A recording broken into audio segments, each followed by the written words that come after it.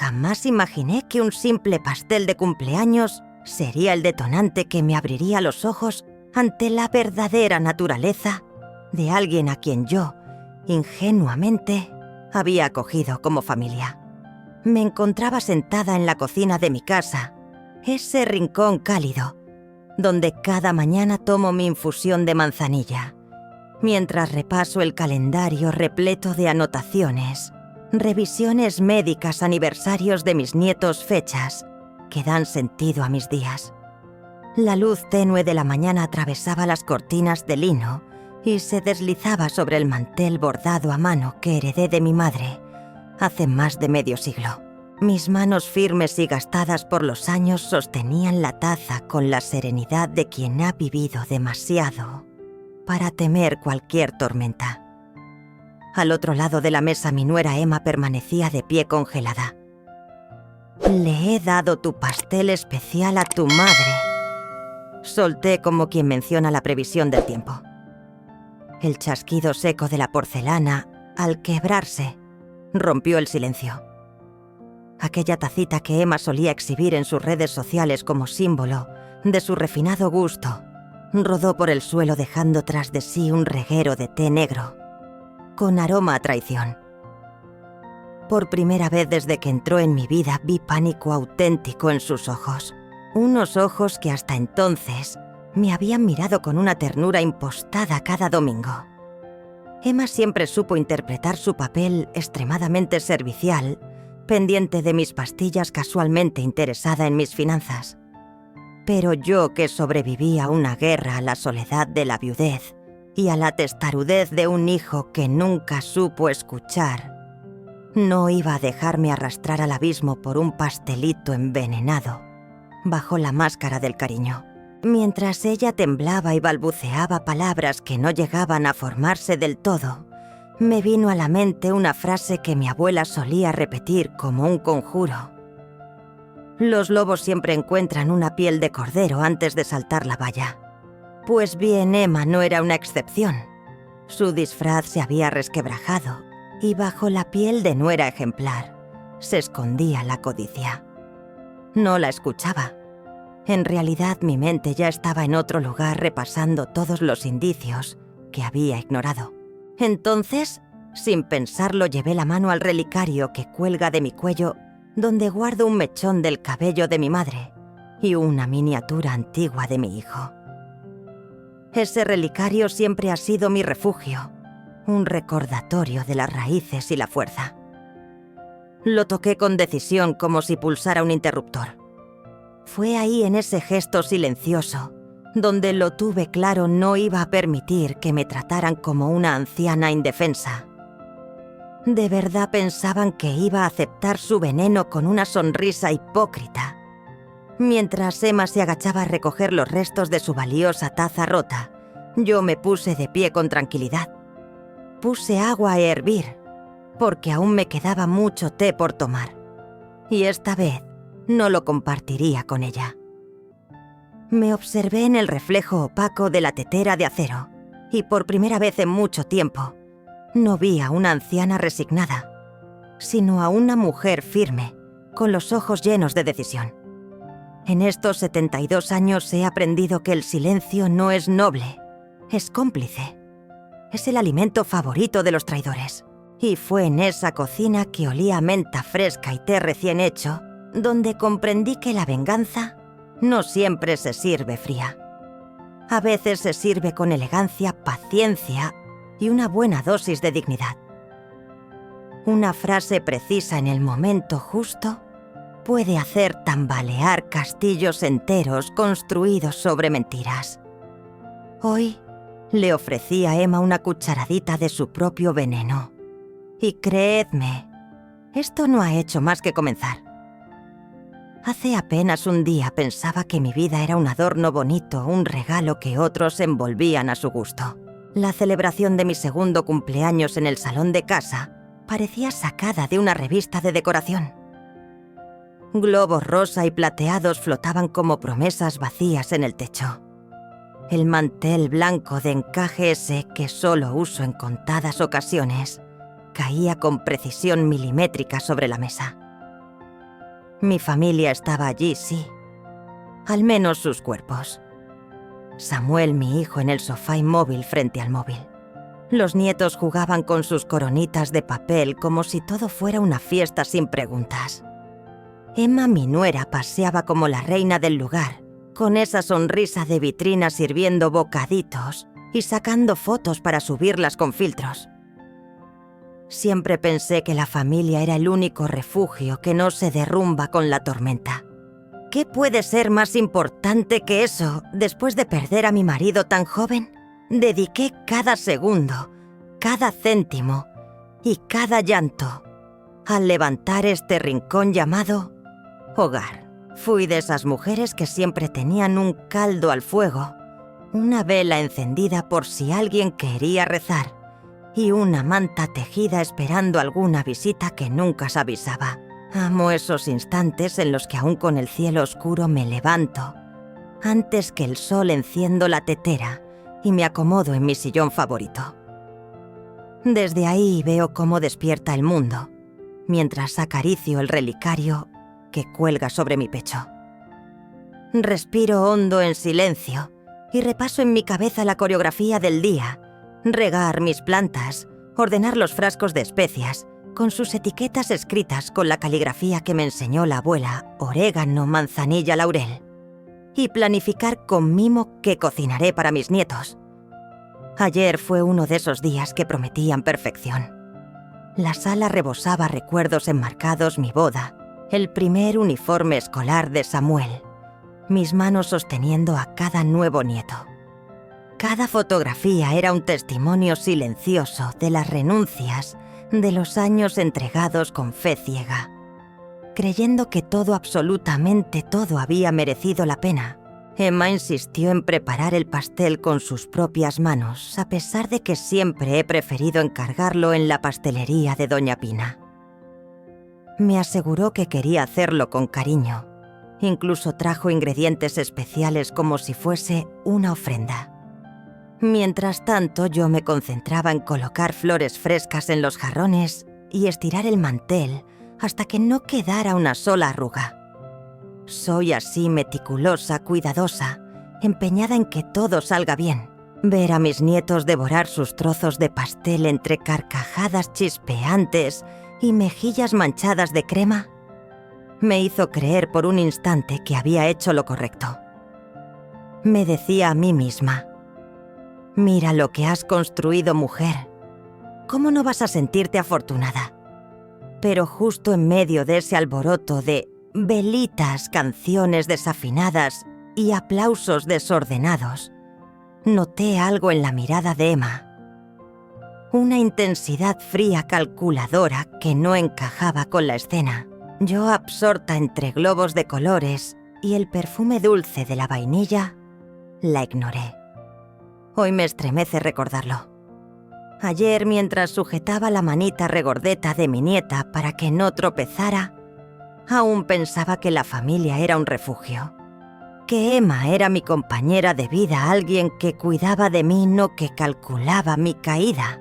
Pero hoy, después de ver la taza hecha añicos y esos ojos desencajados, entiendo que aquella aparente calma era solo el preludio de algo mucho más oscuro.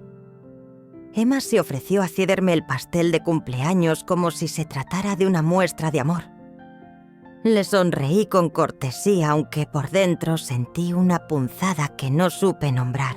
Siempre me han gustado los pasteles de Doña Pina con su textura esponjosa y ese inconfundible aroma a mantequilla que me transporta a los cumpleaños de mi niñez.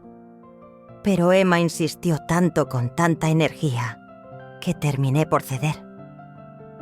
Aquella tarde, mientras yo colocaba los platos en el comedor, ella batía la masa con una intensidad casi feroz. Cada movimiento del batidor parecía una descarga de rabia contenida. Al pasar, inhalaba el olor que salía del horno, y aunque todo parecía normal, algo en el ambiente me erizaba la piel. Llegado el momento de soplar las velas, Emma se situó justo detrás de mí, sujetando el plato con ambas manos. Se inclinó hacia mi oído y me susurró con una voz suave que no le reconocí: Pide un deseo grande, mamá. Me quedé congelada. Hacía tiempo que no me llamaba mamá con tanto énfasis. Y en ese instante comprendí que detrás de esa dulzura se escondía algo más. Algo que apenas empezaba a vislumbrar. Me incliné sobre el pastel. Un glaseado rosado cubría la superficie con flores mal hechas y un número 72 torcido que parecía escrito a toda prisa. Mi nieta me devolvió el relicario que siempre cuelga de mi cuello. Lo había dejado a un lado para no mancharlo con el betún. Al tocar el metal frío, un escalofrío recorrió mi espalda, tan nítido como involuntario. Emma me miraba fijamente con una intensidad difícil de describir. No era ternura, no era preocupación. Había algo detrás de esos ojos, algo que me observaba, no como familia, sino como un testigo impaciente. Cuando soplé las velas, fue ella quien se adelantó de inmediato, cuchillo en mano, asegurando que yo debía ser la primera en probar el pastel. «Es tu día, nadie antes que tú», insistió colocándome la cuchara casi en los labios. Tomé un bocado pequeño intentando sonreír mientras sentía el sabor artificial de la crema dulce por fuera, pero con un regusto extraño. Algo en él parecía cubrir otra cosa, algo más oscuro. A mi alrededor todos reían y aplaudían. Los niños gritaban: «¡Feliz cumpleaños, abuelita!». Mi hijo me rodeaba con un abrazo y yo intentaba mantenerme presente en la algarabía, centrarme en el momento. Pero una voz tenue, dentro de mí, me pedía que no confiara, que no me dejara llevar. Más tarde, al recoger los platos y guardar las sobras, observé que Emma se había quedado en la cocina, inclinada sobre lo que quedaba del pastel, revisando con una meticulosidad que no tenía sentido. Casi parecía contarlo. Me acerqué para ayudarle, pero se sobresaltó como si no me hubiera oído, cerró la caja del pastel de golpe y se giró hacia mí con una sonrisa demasiado amplia, demasiado ensayada. «Todo está perfecto, no hace falta que te preocupes», dijo mientras me guiaba con suavidad pero con firmeza hacia afuera de la cocina. Aquella noche, mientras doblaba el mantel aún húmedo con las manos temblorosas, su expresión volvió a mi mente como un eco que no se disipa. Subí a mi cuarto, me senté despacio al borde de la cama y dejé que el relicario girara entre mis dedos. Su peso, su frío, su historia, todo parecía hablarme en silencio. Me preguntaba si estaba exagerando, si no era más que paranoia de vieja. Pero no, aquella inquietud no era gratuita. Hoy lo tengo claro, cuando el corazón susurra, hay que escucharlo, porque a veces es lo único que no se equivoca. Después de aquel instante, me quedé inmóvil en el marco de la puerta observando cómo Emma se alejaba a toda prisa como si el suelo ardiera bajo sus pies. Cerré la puerta con lentitud, apoyé la frente contra la madera y aspiré con profundidad tratando de acallar la tormenta que rugía en mi pecho. Caminé de vuelta a la cocina y me dejé caer en mi silla favorita, la que da al jardín. La luz matinal atravesaba las cortinas formando vetas doradas sobre las baldosas. Miré mis manos, las mismas que habían mecido cunas, pelado sacos de patatas, cosido dobladillos con precisión de cirujana, escrito cartas cargadas de amor y de adiós. Giré entre los dedos el relicario gastado. Lo abrí y contemplé la fotografía diminuta de mi hijo de cuando era un crío. Aún tenía esos mofletes redondos y los ojos llenos de curiosidad. Junto a la imagen conservo un mechón del cabello de mi madre. Ella solía repetirme con voz firme: «Si quieres saber quién es alguien, no escuches lo que dice, mira lo que hace». Me repetí esa frase como si fuera una oración sagrada. Emma siempre había sido atenta, demasiado atenta. Recordé con precisión cada ocasión en la que se adelantaba a servirme el café, El modo en que insistía en preparar mis pastillas, cómo inspeccionaba los frascos con la excusa de ayudar. También me preguntaba con aire inocente cuánto dinero tenía reservado por si acaso. Esas llamadas de madrugada cargadas de falsa preocupación empezaron a tomar otro color en mi memoria. Cuanto más rememoraba, más se desmoronaba su fachada. Aquella tarta suya no era un gesto de ternura, sino un arma disfrazada de azúcar. ¿Cuántas veces habría deslizado algo en mi infusión? ¿Cuántas veces jugó a ser la nuera ideal mientras tejía mi despedida? Sentí cómo la rabia ascendía desde el fondo del estómago ardiente y lenta como lava contenida demasiado tiempo. Me puse en pie de un salto, fui directa al frigorífico y localicé el trozo de tarta aún envuelto en papel de aluminio. Lo saqué con manos firmes y lo dejé sobre la mesa contemplándolo con desconfianza, como si se tratase de una víbora enroscada. Quería silenciarme para siempre. ¿No es así?, susurré al aire aunque no había nadie más en casa. Me volví a sentar, abrí mi libreta de tapas duras. Esa libreta donde llevo registro de cada gasto, cada consulta médica, cada receta heredada. Y escribí, sin vacilar, Emma, tarta, despertar abrupto, insistencia, miedo. Mientras la tinta corría por el papel sentí una mezcla punzante de dolor y claridad. El pecho me ardía, pero no por angustia, sino como arde la carne cuando una espina al fin se arranca. Sabía con una certeza nueva que lo que acababa de descubrir lo cambiaría todo. A partir de ese momento, no habría marchas atrás. Mientras tomaba notas, acaricié el relicario con una ternura que ya no era tristeza, sino determinación. Me juré en silencio, pero con una fuerza inquebrantable que no permitiría que nadie dictara el último capítulo de mi vida. Había atravesado demasiados inviernos en soledad, noches interminables, imaginando la voz de mi marido susurrándome al oído, que resistiera, que no me dejara vencer. Y tenía razón. Había caído, sí, pero siempre supe levantarme. Me serví otra taza de infusión de manzanilla y la sostuve entre las manos observando cómo el vapor danzaba hacia el techo y se desvanecía como tantas cosas que aprendí a dejar ir.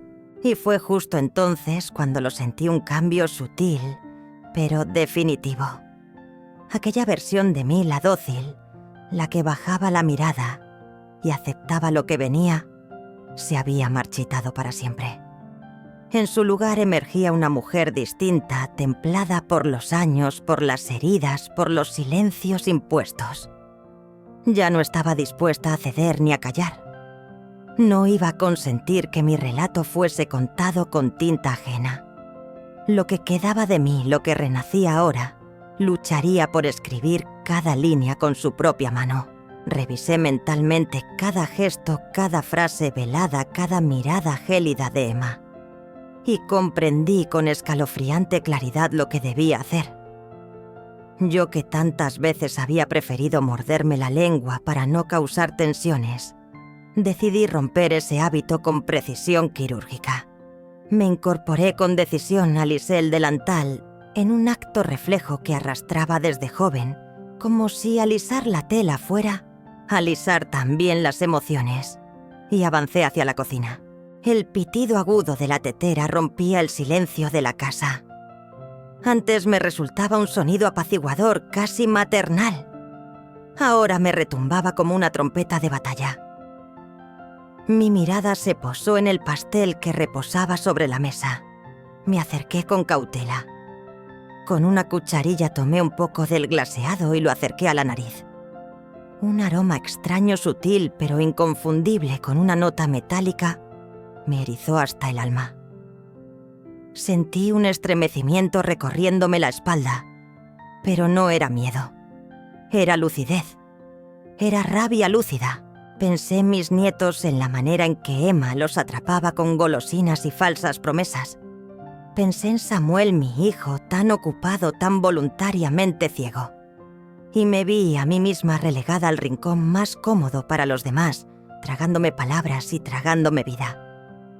«Se acabó», murmuré. Mi voz era un susurro, sí, pero cargado de acero. No iba a probar el pastel. Iba a probar a Emma. Me senté de nuevo con la espalda recta, como no la tenía desde hacía años, y marqué su número. Esta vez el juego cambiaba. Apenas me tembló la mano. Cuando respondió, su voz llegó entrecortada como si intentara contener la respiración. «Emma», le dije con una serenidad estudiada, «solo quería contarte que ayer no me sentía muy bien, así que preferí no probar más del pastel. Me pareció más sensato ofrecérselo a tu suegra. Sí, la madre de tu marido.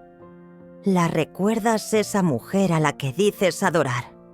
Aunque siempre que lo haces, hay un silencio sospechoso, un silencio pesado como una lápida». Al otro lado podía oír su respiración entrecortada, casi sofocada. ¿Qué has hecho?», susurró con voz hueca. Ahí supe que la trampa había funcionado. «¿Y por qué estás tan nerviosa, Emma? Era un pastel precioso.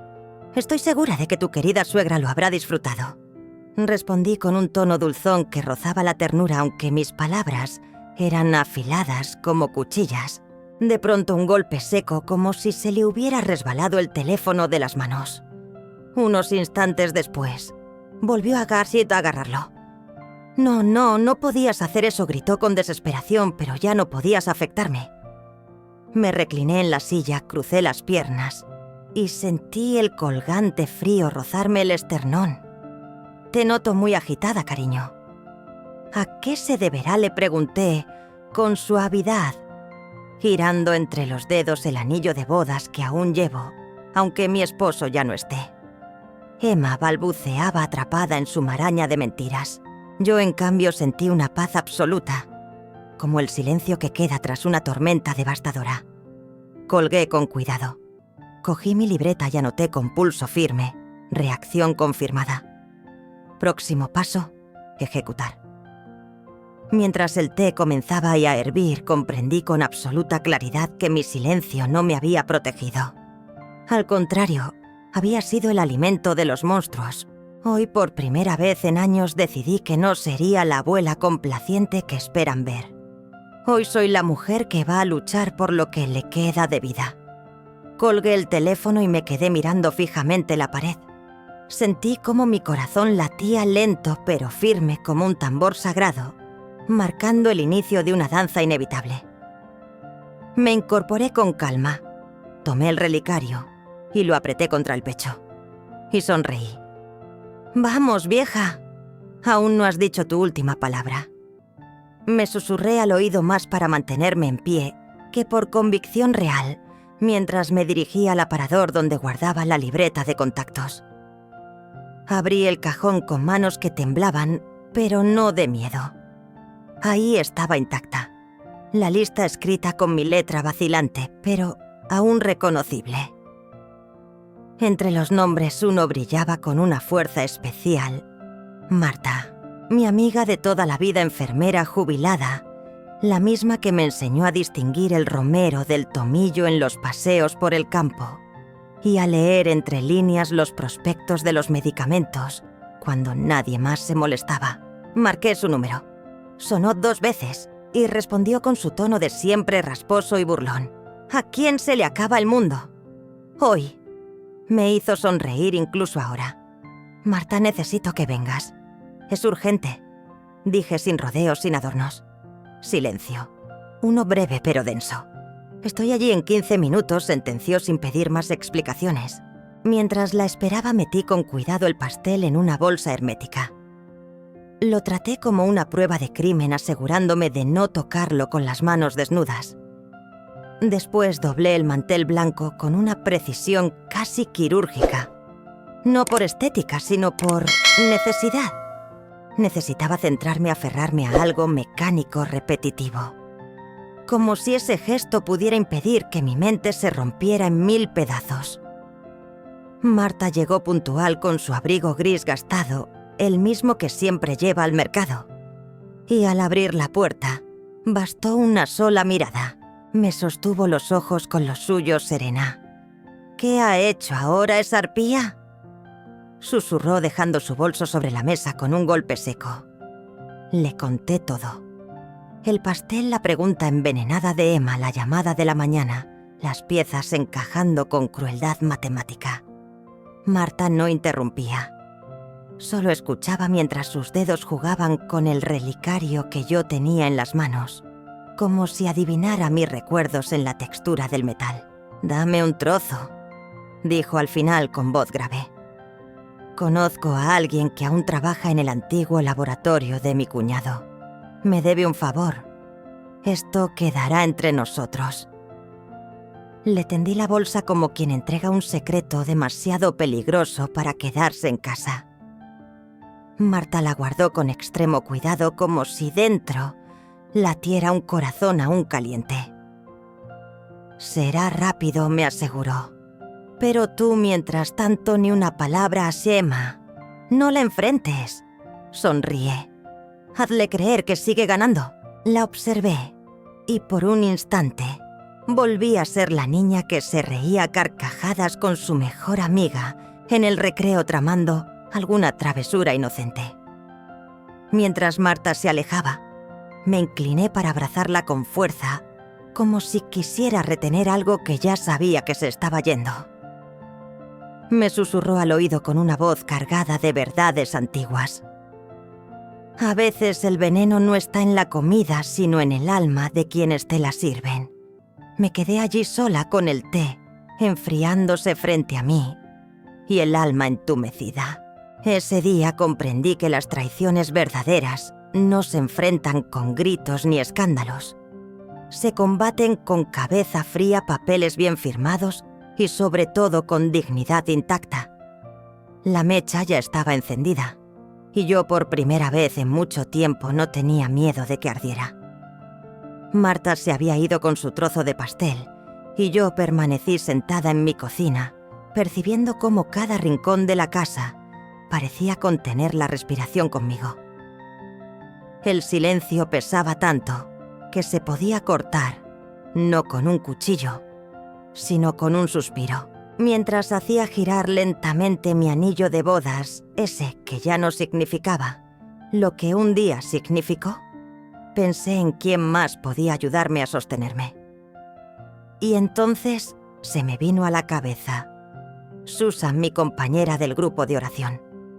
Siempre decía que yo tenía más fuerza de la que me atrevía a aceptar y que la verdad, aunque duela, tiene un poder implacable. Respiré hondo y la llamé. Sabía que los domingos ella solía estar entre los rosales de la iglesia, conversando con cualquiera que se acercara como si fuera un faro de paz para las almas perdidas. «Susan», dije cuando respondió. Mi voz tembló más de lo que habría querido.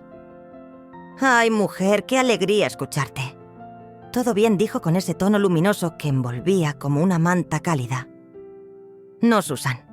Esta vez no», respondí tragando la angustia. «Necesito hablar contigo. Algo muy serio. Ven al jardín ahora mismo. No tardes. Aquí te espero». No lo dudó ni un segundo. Me puse el chal gris que llevé al entierro de mi marido, ese que me cubría como un escudo cuando el mundo se hacía demasiado hostil. Caminé despacio como quien mide cada paso para no romperse. Al llegar la vi agachada, tijeras en mano entre los rosales. Al verme se enderezó y abrió los brazos sin decir palabra. Me lancé hacia ella como si ese abrazo pudiera contener todo el dolor del mundo. Me rodeó con fuerza y empezó allí a acariciarme la espalda con una ternura que desarmaba. «Suelta, hija. Suelta todo», murmuró al oído como si me abriera la puerta Niteas a un alivio que no sabía que necesitaba. Nos sentamos en un banco de piedra y le conté cada detalle, el pastel, la mirada de Emma, la llamada histérica que había seguido. Susan no dijo nada. Solo escuchaba aferradas a su rosario, como si rezara por dentro cada palabra mía. «Esto no es una traición cualquiera», murmuró cuando terminé. Esto es una herejía del alma, pero no estás sola y no hagas nada sin pensar. La verdad tiene su momento. Espera los resultados del laboratorio, me dijo. Mientras tanto, mantente alerta. Me sostuvo la mirada con firmeza y añadió: él se disfraza de ángel justo cuando más vulnerable te sientes. Solté una risa seca cargada de esa amarga ironía que se pega a la garganta. En el jardín, el perfume de las rosas se entrelazaba con el aroma terroso de la lluvia reciente, como si la tierra respirara honda después de haber sido herida. Una abeja revoloteó cerca de mí. Pensé en cómo trabajan silenciosas, constantes, decididas. Susan me acompañó hasta el umbral de la iglesia. Me entregó un sobre con estampitas de santos y una diminuta botellita de agua bendita. «Llévala contigo», me susurró. «Y no dejes de creer en ti. Esa es la primera batalla ganada». Regresé a casa con una sensación extraña, como si el mundo no hubiese cambiado, pero yo sí un poco menos sola, un poco más firme. Guardé la botellita junto al relicario en el interior de mi bolso. Murmuré para mí: ya no solo tengo papeles, también tengo fe. Aunque el cielo seguía encapotado en mi pecho, se abría una claridad sutil, una rendija de esperanza. Porque si la vida me ha enseñado algo, es esto: cuando todo se apaga, siempre hay una vela encendida, para quien se atreve a buscarla. Aquella misma noche el viento jugueteaba con las cortinas del salón, haciéndolas danzar como espectros. Me senté frente al escritorio antiguo que mi marido me regaló durante nuestro primer aniversario. Abrí la caja de madera donde conservo lo esencial: títulos de propiedad, informes médicos, cartas ya amarillentas por el tiempo, y un sobre de papel manila que siempre mantuve bien escondido. Volvieron a mí las palabras del abogado de mi difunto esposo. Fue años atrás cuando Samuel contrajo matrimonio con Emma. El abogado me miró con gravedad y me advirtió: «Señora, no firme absolutamente nada sin leer hasta la última coma. La familia a veces puede ser el mayor consuelo, o tu ruina». Dentro de ese sobre estaba mi blindaje, una copia de mi testamento, extractos bancarios, la póliza del seguro de vida. Y lo más importante, una carpeta con los movimientos ocultos de mi cuenta de ahorros. Nadie, absolutamente nadie en esa casa sabía que ese dinero existía. Un pequeño fondo que fui construyendo, en silencio, vendiendo mermeladas caseras, tejiendo bufandas para las vecinas del barrio y guardando con celo cada euro que me sobraba de la pensión. Me sentía como una hormiga vieja que había cargado con hojas toda su vida mientras el mundo pasaba de largo. Fui sacando los papeles uno a uno y los analicé con la misma atención con la que se repasa una herida que aún escuece. Clasifiqué los documentos que podrían servirme como armadura si Emma decidía atacarme con abogados o seguir manipulando a Samuel como si fuera una marioneta. Después los metí en una bolsa de plástico gruesa, la más resistente que encontré, y la escondí detrás de los frascos de orégano y laurel, donde nadie más miraba. Mientras hacía todo eso, sentí el leve golpeteo del relicario contra mi pecho. Lo abrí. Pasé el pulgar sobre la foto de mi madre. «Gracias por enseñarme a desconfiar con elegancia», susurré. Cuando terminé me preparé una infusión de tila. Me senté solas a la mesa, las manos rodeando la taza caliente, repasando en mi mente cada uno de los pasos que había dado. Ya no era cuestión de protegerme solo a mí, sino también de blindar el mañana de mis nietos. Porque si algo he aprendido en estos años es que una abuela no se jubila del amor, ni de la guerra si hace falta. A través de la ventana el reflejo de la luna brillaba sobre mis macetas como una promesa muda. Y por primera vez en mucho tiempo me sentí erguida por dentro. Recordé a Emma su voz dulce cuando me pedía mis contraseñas para organizarme las cuentas, su sonrisa falsa, su mirada de cálculo. Tantas piezas encajaron de golpe. Qué torpe había sido al no ver antes lo obvio. Y sin embargo no sentí rabia sino una calma antigua, como si mi alma que llevaba años encorvada por dentro se hubiera enderezado. Porque la verdadera fortaleza no siempre viene en forma de gritos o portazos. A veces es el sonido seco de unos papeles que se pliegan en la noche, el latido firme de un pecho que ya no tiembla. Esa noche supe con certeza que no soy una anciana desorientada. Soy una mujer que haya aprendido a resistir de pie, que ha caído 1000 veces y siempre ha encontrado el modo de levantarse. Que no espera que la dignidad le caiga del cielo, sino que la cultiva como quien defiende su huerto de las alimañas. Y días después, aún con las secuelas del desmayo en la cocina, tomé una decisión. Llamé a Emma con una excusa amable. Le propuse que viniera a planear su fiesta de aniversario. Apareció cuidando hasta el último detalle, el cabello recogido con precisión matemática, un vestido de flores que parecía recién comprado, ni una arruga fuera de sitio. Pero esa perfección artificial no conseguía disimular la verdad. Le temblaban los dedos cuando dejó el bolso sobre la mesa de mimbre.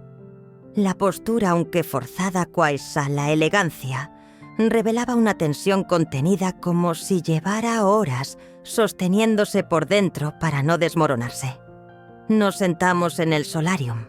La luz tibia de la tarde atravesaba los ventanales y le caía de lleno en el rostro sin piedad, desnudando lo que su maquillaje no podía ocultar. Emma se lanzó a hablar como si tuviera que llenar el silencio antes de que se lo tragara. Mencionaba centros de mesa, listas de invitados, un cóctel con infusión de albahaca que pensaba ofrecer como si fuera la joya de la velada. Yo la dejé hablar. Su voz sonaba dulce, envolvente, pero tenía algo de esas fragancias empalagosas que terminan por agobiar. Cuando por fin hizo una pausa para probar su té, aproveché el hueco. Dejé mi taza con cuidado sobre el platillo y entrelacé los dedos con calma sobre el regazo. ¿Sabes una cosa?, dije con voz suave, casi maternal. No he dejado de pensar en aquel pastel que preparaste. Vi cómo al instante se le tensaban los hombros. Lo intentó toda una sonrisa ensayada, un cambio de tono, incluso una risa que le salió torcida, forzada. ¿El pastel? ¿Qué pasa con eso?, inquirió fingiendo sorpresa. Me incliné apenas hacia adelante con una quietud calculada, obligándolas a sostenerme la mirada. Aquella mañana insististe tanto. Casi rogabas que te dijera si lo había probado. Su risa retumbó como una copa de cristal resquebrajada. Ay, eso ya te lo aclaré. Fue una tontería, un malentendido. No quería que lo compartieras simplemente. Era para ti. Yo no aparté la mirada ni un segundo. No sonaba a simple manía, dije con una frialdad contenida. Parecía más bien que temías que alguien más descubriera algo. Noté cómo un leve temblor recorría sus dedos. Los entrelazó sobre su regazo, apretándolos con tanta fuerza que los nudillos se le pusieron del color del mármol. Intentó volver al tema de la fiesta, pero las frases se le atragantaban, tropezaban entre sí como hojas arrastradas por el viento. Yo me recosté contra el respaldo de la silla sin decir una palabra, dejando que el silencio se instalara entre nosotras, tan espeso como una niebla que lo envuelve todo. Verla forcejear con su incomodidad era como observar cómo una flor se marchita a plena luz del día. No necesitaba que pronunciara un «lo siento» con todas las letras. No aún. Seguía esperando lo que Marta descubriría, pero en realidad ya no era necesario. Emma ya lo había confesado todo con cada mirada esquiva, cada respiración contenida, cada sonrisa que se le quedaba muerta en los labios.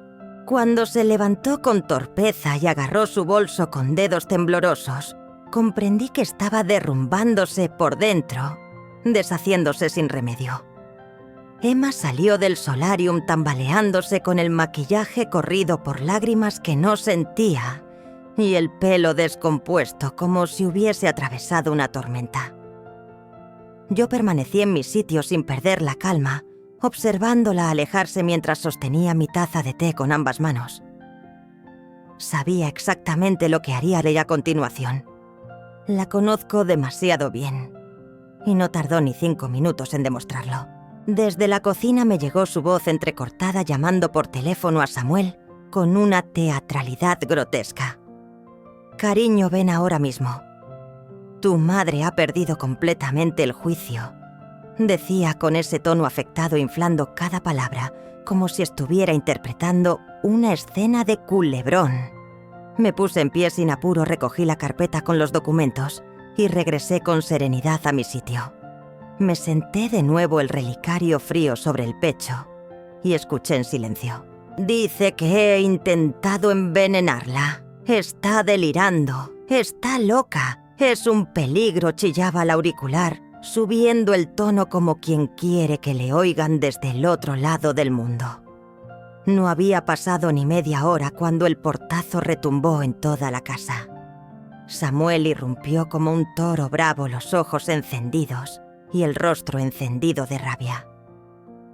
«Mamá, ¿qué clase de disparates estás diciendo? ¿Cómo puedes acusar a Emma de algo así?», rugió lanzándome una mirada que dolía más que cualquier bofetada. Guardé unos segundos de silencio. Respiré hondo. Pasé los dedos suavemente por el relicario antes de hablar. «Samuel, no estoy inventando nada. Todo lo que dije está respaldado. Pero entiendo que prefieras creerla y a ella. Siempre ha tenido dotes para el drama», dije con voz serena sin alzar el tono. Él se llevó las manos al cabello claramente desbordado. Y Emma, cómo no se aferró a su brazo como una náufraga a una boya, derramando lágrimas fingidas con un talento que bien merecía un trofeo. «Mírala, mira en lo que la has convertido», vociferó Samuel señalándome con el dedo tembloroso de rabia. «Siempre dijiste que lo más importante era mantener la paz en la familia. ¿Y ahora vienes tú a dinamitarlo todo? ¿De verdad quieres vernos separados? ¿De verdad vas a llegar tan lejos?».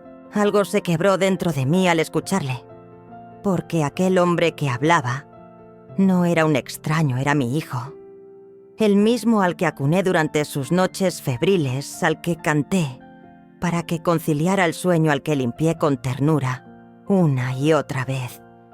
Y sin embargo, en ese instante, era como si no me reconociera. O peor aún, como si no quisiera hacerlo. En sus ojos ya no había duda, solo la versión torcida que Emma había logrado imponerle. Lo miré con calma, sosteniéndole la mirada, y le pregunté en voz baja, como quien lanza una última soga antes del naufragio: «¿De verdad piensas que yo inventaría algo así? Después de todo lo que he hecho por ti». Él apartó la vista. Y ese simple gesto me lo dijo todo. Comprendí que la lucha no era solo contra Emma y sus manipulaciones, sino también contra la ceguera elegida de mi propio hijo. Entonces Emma empezó a jadear fingiendo un ataque de ansiedad. Se dejó caer como una actriz de tercera categoría y Samuel, como buen espectador convencido, corrió a sostenerla mientras me decía con tono severo: «Por favor, vete a descansar. Ya está bien de delirios». No respondí. Permanecí en mi silla en silencio, observando cómo se desmoronaba el teatro que yo misma había ayudado a levantar durante años. La familia perfecta. Qué farsa tan bien ensayada. En ese instante supe una verdad que me dolió más que cualquier traición. No se puede rescatar a quien no quiere ser salvado. Y por primera vez, dejé de luchar por él. Porque él se había perdido. Pero yo no. Yo por fin estaba completamente despierta. Esa noche la casa quedó envuelta en un silencio tan espeso que cada tic-tac del reloj me retumbaba como un disparo en los oídos. Me senté al borde de la cama con el relicario apretado en la mano y miré la diminuta fotografía de mi hijo cuando aún era un bebé. Sus ojos enormes, inocentes. Su sonrisa sin dientes, pura y luminosa. Y sentí cómo las lágrimas que caían ya no eran de dolor, sino de cierre. De verdad. ¿Cómo es posible que aquel niño que una vez me llamó su héroe, ahora me mire como si fuera una molestia? Se me agolparon los recuerdos en la mente. Le vi en su primer día de colegio llorando y agarrado a mi falda como si fuera su salvavidas. Le oí en aquellas noches de tormenta cuando se acurrucaba a mi lado, diciendo que yo era su escudo mágico. Siempre decía que era su refugio, su todo. Y ahora, mi hijo me tachaba de loca, de inestable, de estorbo. Sentí un nudo helado en el pecho como si un puño invisible me apretara el alma. Quise llorar, romper algo, gritarle a la noche que aquello no podía estar pasando. Pero no hice nada. Me quedé quieta con las manos temblando levemente sobre el regazo. ¿Y si tenían razón? Musité apenas audible. ¿Y si esto era solo fruto de mi cabeza agotada? ¿Y si estaba viendo conspiraciones donde no las había? Fui hasta el espejo del armario. Lo que vi me estremeció una mujer mayor con arrugas marcadas por los años y las decepciones, el pelo recogido de cualquier manera y los ojos cargados de humedad. Por un segundo me sentí diminuta, vulnerable, como una niña que ha perdido el camino. Pero entonces escuché la voz de mi madre viva en el recuerdo. Las mujeres fuertes también flaquean, pero jamás se rinden ante la duda. Apreté con fuerza el relicario que llevaba al cuello. Inspiré hondo y repasé mentalmente cada escena, cada gesto, cada palabra que me había llevado hasta ese punto. El pastel, la mirada desencajada de Emma, su miedo apenas disimulado, cuando le conté que lo había dado. Su llamada desesperada, todo cuadraba. Me incorporé y fui al escritorio. Allí estaba mi libreta donde llevaba semanas anotándolo todo. Frases ambiguas, cambios sutiles en la rutina, actitudes extrañas. Repasé página por página buscando fallos en mi memoria. No encontré ninguno. Una oleada de tristeza me invadió, pero venía envuelta en una fuerza nueva. Comprendí que la soledad no es solo ausencia de compañía. Es un vacío denso que se instala cuando aquellos a los que más amas deciden soltarte la mano. Aquella noche abrí la ventana. El aire fresco me acarició la cara. Levanté la vista al cielo salpicado de estrellas y en silencio hablé con mi difunto esposo. Si puedes oírme, ayúdame a no caer. No sé si me equivoco. Tal vez sí. Pero lo único que tengo claro es que no pienso rendirme. Cerré la ventana despacio y regresé a la cama. Me abracé al relicario como si me sujetara el alma. Y me hice una promesa, aunque me duela, seguiré adelante. Porque más allá de esta niebla de dudas está mi dignidad. Y esa no pienso permitir que nadie me la robe. Me dormí con el viento murmurando entre las ramas, dejando que fuera el corazón quien decidiera a qué verdad aferrarse. A la mañana siguiente, apenas entreabrí los ojos, el timbre irrumpió con una urgencia inusual. Me incorporé con el corazón golpeando, como si intentara escapar del pecho. Crucé el pasillo con el relicario, apretado contra el pecho como si fuese un escudo. Al abrir la puerta, allí estaba Marta. Su rostro estaba tenso, y entre sus manos llevaba un sobre manila abultado. No hizo falta que hablara. Le hice un gesto para que pasara. Nos sentamos en la cocina donde el aroma tibio de la infusión de manzanilla aún flotaba, casi como si esperara su llegada. Sin rodeos, Marta dejó el sobre la mesa. Lo empujó hacia mí con una lentitud calculada y luego me miró fijamente.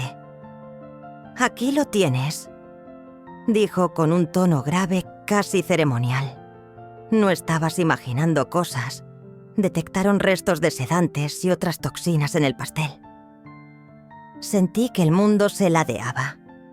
Me agarré con fuerza al respaldo de la silla y traté de inhalar profundo, de anclarme.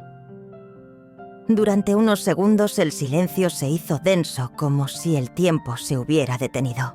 Y entonces lo vi todo con una nitidez dolorosa. Emma nunca pretendió ayudarme a descansar ni a calmarme como decía dulcemente. Su plan era otro. Quería anularme poco a poco, desdibujarme, hacerme desaparecer sin dejar huella, para luego pintarme como una anciana confundida, incapaz. Quería mi casa, mi cuenta, mi memoria, mi voluntad. Marta me tomó de la mano. Sus dedos ásperos y firmes me devolvieron al presente con su tacto honesto. Siempre lo supe, murmuró. La he visto husmear, manipular tus medicinas, controlar tus movimientos, como si ya fueras de su propiedad. Sin decir palabra, abrí el sobre. Dentro los informes del laboratorio, cargados de tecnicismos, cifras y sellos oficiales. Pruebas sólidas y irrefutables. A cada línea que leía sentía cómo el veneno que me había sido administrado se convertía en rabia latente, pero también en un extraño alivio. Ya no había lugar para la duda. Lo que temía era real. Lo que sospechaba tenía nombre, fecha y sustancia. Alcé la vista. Marta me observaba con los ojos empañados pero expectantes. «¿Y ahora qué vas a hacer?», preguntó acercándose ligeramente como si temiera la respuesta. Pasé los dedos por el relicario buscando valor en su tacto metálico y exhalé lentamente. «Ahora ya no tengo miedo», susurré. Si Emma quería una guerra silenciosa, la vas a tener. Pero no será con veneno, sino con la verdad, como mi espada. Marta sonrió con dulzura, pero sus ojos ya no podían disimular el temblor de las lágrimas. Me abrazó con una fuerza inesperada, como si quisiera protegerme del frío mundo que nos rodeaba. Por primera vez en años sentí que alguien me veía de verdad, que no era un estorbo ni una sombra en su vida. Cuando se marchó, el silencio de la cocina volvió a envolverlo todo solo, interrumpido por el leve crujir de los papeles que había extendido sobre la mesa. Los observé uno por uno, como si cada hoja fuera una pieza de un rompecabezas que por fin empezaba a encajar. Supe entonces con una certeza serena que había llegado el momento. No solo debía protegerme, sino también defender lo que soy, lo que he sido. Mi historia, mi memoria, mi hogar. Un rayo de sol atravesaba la ventana tiñendo el mantel bordado con un resplandor casi sagrado. Miré mis manos envejecidas y por primera vez no vi debilidad. Cada arruga era un relato vivido, cada cana un testigo de mi batalla. Aquel día comprendí que no era una anciana vulnerable, sino una mujer que había sobrevivido guerras, entierros y desilusiones. Y ahora también ibas a sobrevivir a Emma. Aquella misma tarde me senté con calma en el comedor con la carpeta de documentos a un lado y el sobre con los resultados del laboratorio justo frente a mí. Abrí mi libreta con decisión. Empecé a trazar con letra algo temblorosa pero férrea cada uno de los puntos que pensaba decir. Mi pulso no era firme, pero mi alma sí. Llamé entonces a Samuel y a Emma. Les dije que deseaba reunirnos para hablar de asuntos de herencia y del testamento. Sabía que esas palabras bastaban para que llegaran volando como hienas al olor de la presa. A las 6 en punto, el timbre sonó con puntualidad calculada. Samuel fue el primero en entrar con el gesto tenso, casi hostil. Emma lo seguía de cerca, refugiada en su sombra, con los ojos aún enrojecidos y una sonrisa que no llegabas a ninguna parte. «Tomad asiento», dije con voz serena, señalando la mesa del comedor. Incluso a mí me sorprendió la calma que transmitía mi tono. Esperé a que se sentaran sin prisa. Después, sin decir más, abrí el sobre con lentitud y dejé los papeles del laboratorio en el centro de la mesa como si fueran cartas en una partida de póker. «Esto de aquí», dije golpeando suavemente el documento con los dedos. «Es el resultado del análisis del pastel que Emma me preparó con tanto cariño». Emma perdió el color del rostro al instante, quedándose rígida como una estatua. Samuel frunció el ceño, inclinándose para leer el informe como si estuviera escrito en jeroglíficos. «¿Qué demonios es esto?», soltó él con la voz envenenada de ira y desconcierto. «Pruebas médicas», contesté con frialdad. «Pruebas que demuestran que alguien ha estado intentando envenenarme». Entonces saqué otro dossier y lo puse sobre la mesa con gesto deliberado. «Aquí tienes copias de mi testamento, mis cuentas bancarias y un documento más recién firmado esta misma mañana». Los ojos de Emma se abrieron como platos. Le temblaban las manos. ¿Qué documento?», murmuró con los labios secos. «Mi herencia», dije mirándola directamente a los ojos sin parpadear. «He decidido que mi casa, mis ahorros y absolutamente todo lo que tengo pasarán directamente a manos de mis nietos. Tú no verás ni un céntimo, Emma. Y tú, Samuel, si decides continuar protegiéndola, quedarás excluido también». Un silencio cortante se apoderó del salón. Podía oír el tic-tac insistente del reloj y hasta el latido firme de mi propio corazón, que esa tarde retumbaba como el de una mujer decidida, no vencida. Samuel abrió la boca, pero no articuló palabra. Emma comenzó a balbucear, intentando desesperadamente improvisar una excusa. Yo no quería. Era una broma, un malentendido». «Calla», ordené alzando la mano con firmeza. «Ya no hay caretas. Todo está registrado. No solo aquí», dije señalando los papeles, «sino también en las copias que ya te he enviado a mi abogado y a Marta». Me incliné hacia adelante apoyando las palmas sobre la mesa con autoridad. «Si alguno de los dos se atreve a acercarse de nuevo a manipular o a chantajearme estos documentos, llegarán sin dudarlo a manos de la policía». Vi cómo el color desaparecía del rostro de Emma, como si alguien le hubiese vaciado el alma. Samuel me observaba con la expresión de quien despierta de un largo letargo, como si por fin viera lo que había delante todo el tiempo. Y en ese instante, algo dentro de mí hizo clic. Comprendí una verdad irrevocable: yo no era una víctima, era la narradora de mi propia vida. Y esta vez, el relato lo iba a escribir con dignidad, con la cabeza alta. El silencio que siguió era tan espeso que podía palparse en el aire como una amenaza suspendida. Samuel me miraba con unos ojos turbios llenos de algo indefinible. Pena, remordimiento, vergüenza. Tal vez todo a la vez. Emma, en cambio, se derrumbó sobre la mesa deshecha. Sin palabras, sin máscaras, por fin. Lloraba con un lamento desgarrador, casi inhumano. Me suplicaba con las manos unidas como si rezaras a un dios ausente. Por favor, no me hagas esto. Solo quería ayudarte. Solo quería que descansaras». Gemía entre hipidos mientras las lágrimas se deshacían sobre el mantel de lino que siempre protegía con esmero. Mi hijo se incorporó de golpe y empezó a dar vueltas por el comedor, pasándose los dedos por el pelo con nerviosismo. Me miró y su voz salió hecha trizas. «Mamá, ¿cómo has podido pensar que Emma te haría daño? Ella me lo ha contado todo. Dice que fue un malentendido, que solo pretendía darte algo para calmarte». Me mantuve en silencio. Observé su rostro desencajado, su espalda ligeramente encorvada. Seguía siendo aquel niño que buscaba mis brazos en medio de una tormenta, el mismo que temblaba de fiebre entre mis sábanas mientras le cantaba bajito. Una punzada me atravesó el pecho, porque a pesar de las pruebas, a pesar de la evidencia irrefutable, él se aferraba con desesperación a una imagen ficticia de familia perfecta. Alcé la vista y vi a mis nietos al fondo del pasillo. Sus ojos redondos húmedos me rompieron por dentro. La pequeña se abrazaba a su osito con fuerza. El mayor, en cambio, permanecía de pie junto al marco de la puerta inmóvil, con el alma colgando de aquel silencio. Mi voz surgió tenue, trémula, pero serena.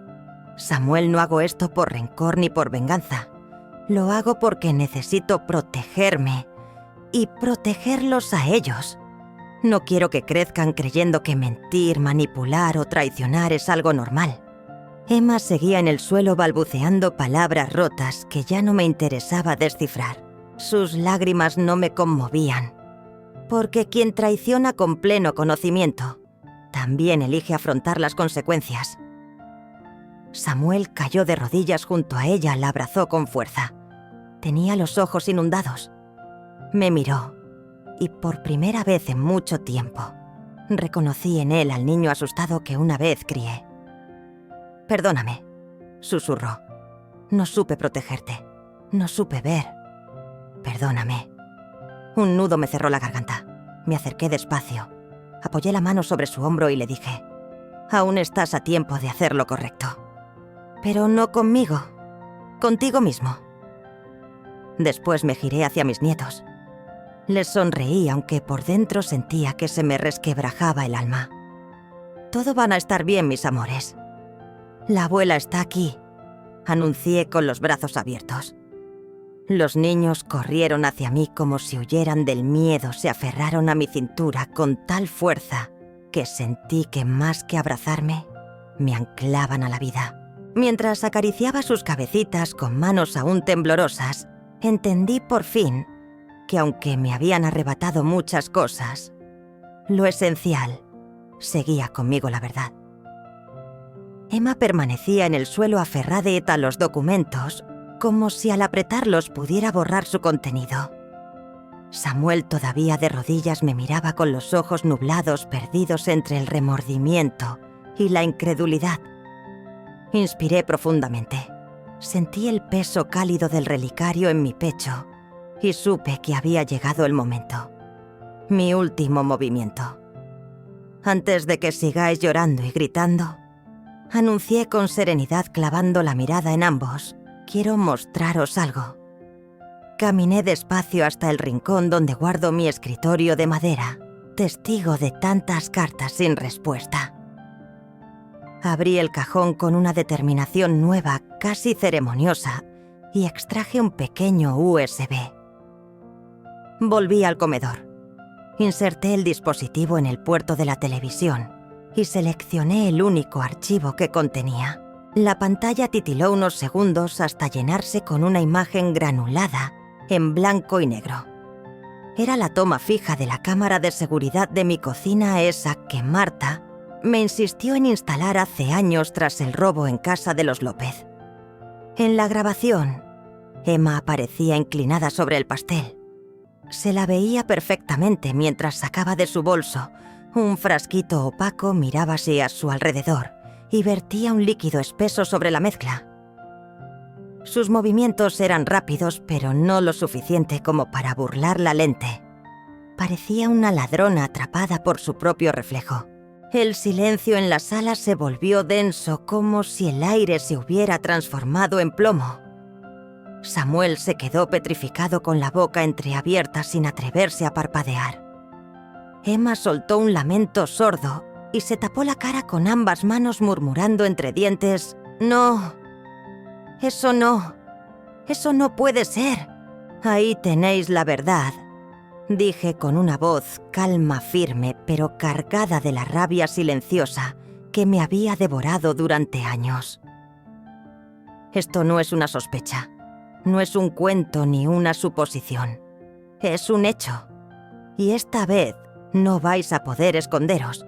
Samuel se incorporó de golpe, como si el peso de su conciencia acabara de aplastarle el alma. La miró como si estuviera viendo un espectro. Retrocedió sin control paso a paso, hasta que su espalda chocó con la pared. «¿Qué has hecho? ¿Qué has hecho?», Emma gritó desgarrado con una voz que me atravesó como un cuchillo oxidado.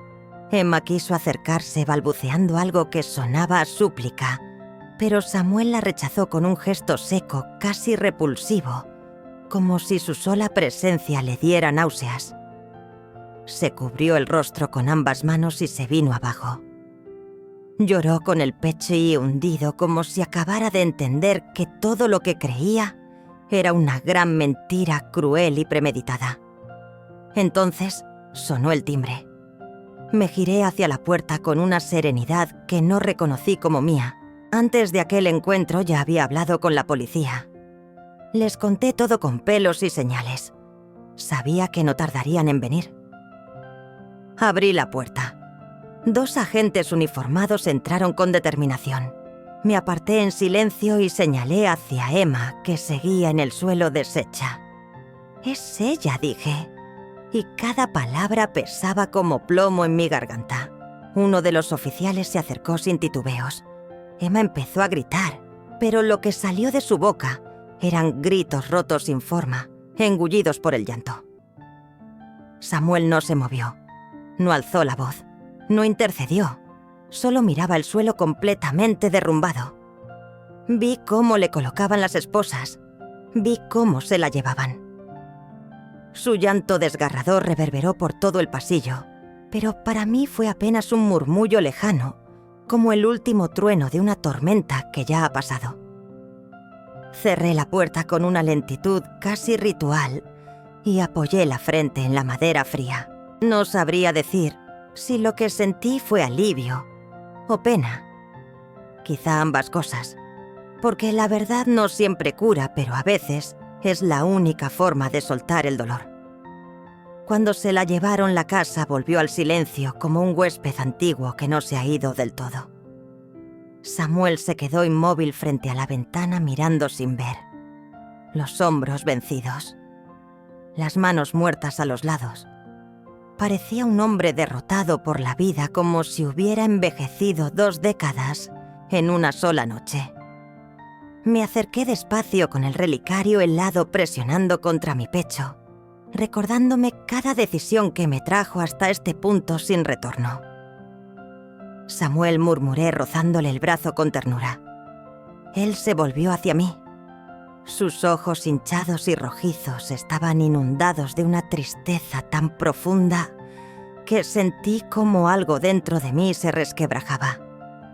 «Mamá, no supe verte. No supe estar a tu lado. ¿Cómo pude ser tan necio?», susurró y en un segundo se desplomó en mis brazos como un niño asustado. Lo abracé con fuerza, sintiendo el peso de su culpa mezclarse con el mío, con todos los silencios tragados, con las veces que callé por amor. Le acaricié el cabello como cuando venía llorando tras una caída en bicicleta. «No me has perdido del todo, hijo», le susurré al oído. «Pero si de verdad quieres reconstruir, tendrás que abrir los ojos y no volver a cerrarlos nunca más». Samuel sollozaba sin contenerse, aferrado a mí como si mi abrazo fuese su única salvación. Yo le sostuve el alma con los brazos, aunque por dentro aún ardía la herida de años de desprecios, envueltos en palabras amables. Cuando por fin sus lágrimas se aquietaron, alzó la vista. «¿Tú podrías perdonarme?», preguntó apenas audible. «No se trata solo de perdón». «Samuel», respondí con firmeza mirándolo a los ojos. «Se trata de no repetir, de tener el valor de mirar de frente y aprender». Entonces oímos pasos suaves en el pasillo. Eran mis nietos asomándose tímidamente como si temieran romper el momento.